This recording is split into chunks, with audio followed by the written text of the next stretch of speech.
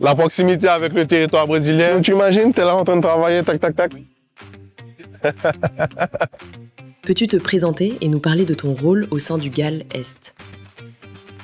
Alors, moi, je suis coordinateur du programme OS5 FEDER, mais au sein de la CCEG, l'autorité de gestion a délégué certaines de leurs missions à la CCEG, notamment au GAL, pour proposer un accompagnement aux porteurs de projets de proximité sur le territoire de l'Est.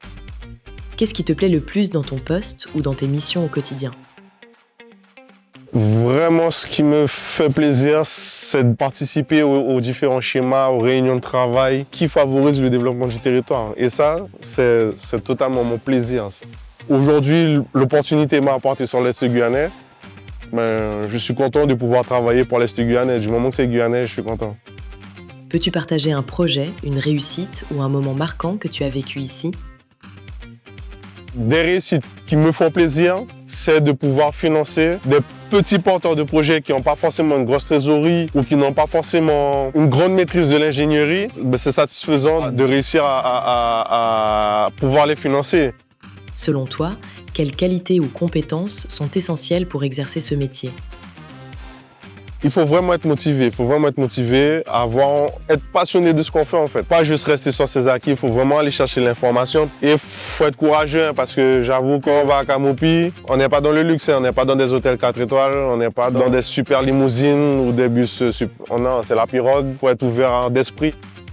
Comment ton travail contribue-t-il concrètement à l'action de l'Europe en Guyane? C'est l'outil financier, en tout cas pour le territoire de l'Est et de la CCEG pour le développement économique. L'Europe, c'est vraiment important pour le territoire. Qu'est-ce qui rend ton métier particulier ici en Guyane par rapport à ailleurs? La nature, c'est...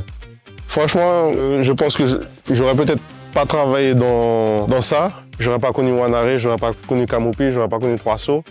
Si tu pouvais transmettre un message aux porteurs de projets guyanais qui hésitent à se lancer, ce serait quoi? C'est eux qui favorisent le développement du territoire. Donc, je les encourage fortement à le faire. Il y a des outils, il faut essayer. Et c'est en essayant qu'on va réussir, quoi. Si tu devais résumer tes missions en un mot, ce serait quoi? Proximité.